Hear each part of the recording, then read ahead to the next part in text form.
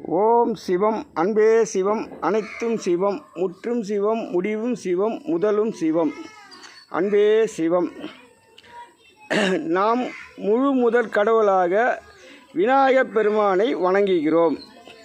அதன் பொருள் என்னவென்றால், ஆதி காலத்தில் தேவர்கள் மூவர்கள் வாழும்போது அவர்கள் ஒரு ரதத்தை செய்தார்கள். அந்த ரதம் செய்யும்போது அது முழுமையாக கூடி வராமல் உடைப்பட்டது.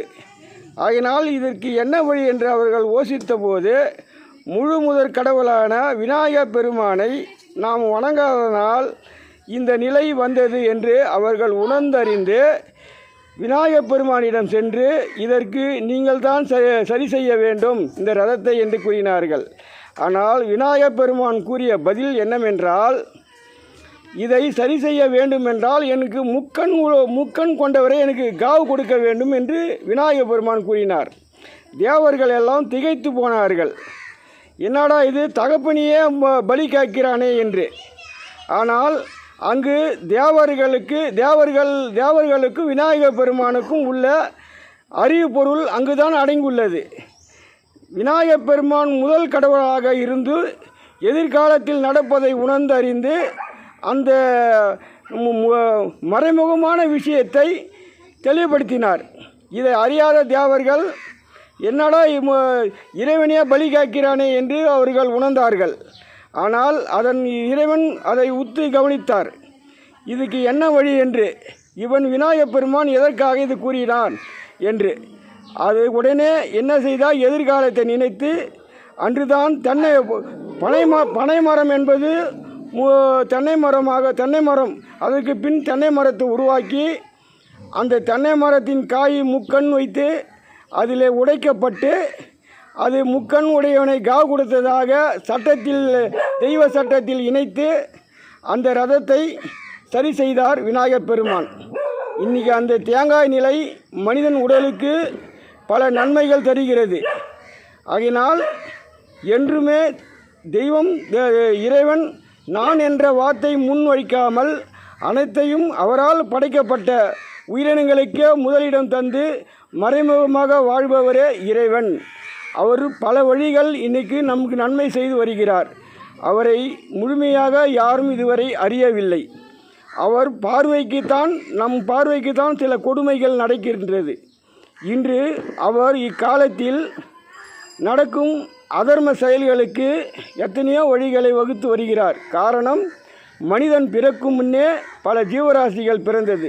அதில் பிறப்பதற்கு காரணம் என்னவென்றால், எதிர்காலத்தில் மனிதன் மானத்தோடு வாழ வேண்டும் என்பதற்காக ஜீவராசிகளை படைத்து இன்று முப்பிறவில் பல விலங்குகளாக பிறந்த விலங்குகளுக்காக பிறந்த மனிதன் இக்காலத்தில் விலங்குக்காக பிறக்கிறான்.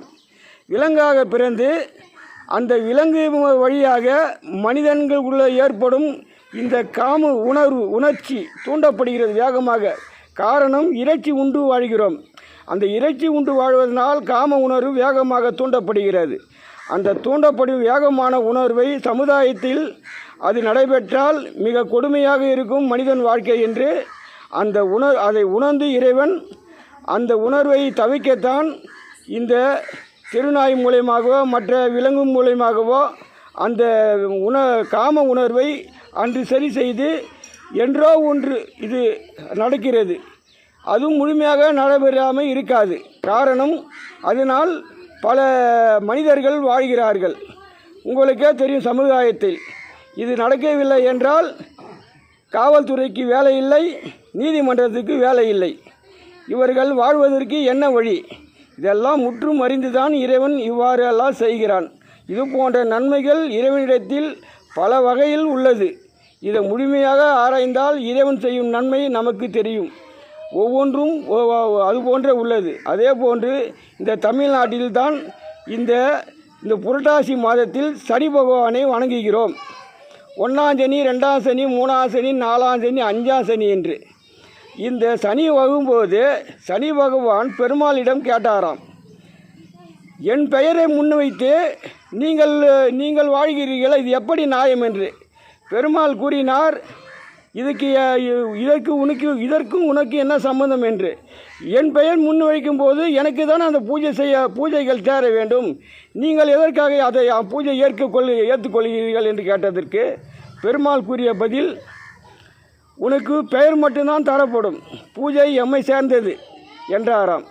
அது எப்படி நியாயம் என்று சனி பகவான் கேட்கும்போது, சொல்லிய வண்ணம்தான் செயல்படும், சொல்வதை கேள், உனக்கும் நீ வாழ்வதற்கும் உன் பெயரும் முன் வருகிறது, என் பெயரும் முன் வருகிறது என்று அதுக்குதான் கூறும்போது 1ஆம் சனி 2ஆம் சனி 3 கூறி கடைசியில் பூஜை செய்யும்போது கோவிந்தா கோவிந்தா என்று பெருமாளை வணங்குகிறோம். இதுதான் அவர்களுக்குள்ள ரகசிய பேச்சு. அதுபோன்று தான் அரசியல் ரகசியம் அதுக்குள்ள 90% மக்களுக்கு தெரியாமல் அடங்கி உள்ளது. இன்று அரசியல் ரகசியம் இக்காலத்தில் யார் அரசியல் ஆண்டாலும் சரி, அதிமுக ஆண்டாலும் சரி, அதிமுக ஆண்டாலும் சரி, வேறு எவரு ஆண்டாலும் சரி, தமிழ்நாட்டில் இதெல்லாம் அவர்களுக்குள்ளே ஏதோ ஒரு அறிவு பாதை செயல்படுகிறது. அந்த அறிவு பாதை உணர்ந்தால் அண்ணும் சமநிலைக்குத்தான் உள்ளது. இருந்தாலும் இந்த பூமியில் இன்றைக்கு இடைவெளி மிக வேகமாக குறைந்து வருவதால் அவர்கள் சற்று யோசித்து செயல்படுவது பல நன்மைகள் தரும். அவர்களும் வாழலாம். காரணம், முக்காலத்தில் பிறந்த முனிவர்கள்தான் இக்காலத்தில் அரசியல்வாதிகள் ஆனார்கள். அக்காலத்தில் வாய்ந்த அசுரன்தான் இக்காலத்தில் அரசியல்வாதி ஆனார்கள். காரணம், அதில் பல வகை அடங்கி உள்ளது. இவர்களுக்கு இதெல்லாம் தெரியாது. இது இறைவன் வகுப்பாகும். ஆகையால் சற்று யோசித்து செயல்படுங்கள், நன்மையே பிறக்கும். ஓம் சிவம், அன்பே சிவம், அனைத்தும் சிவம்.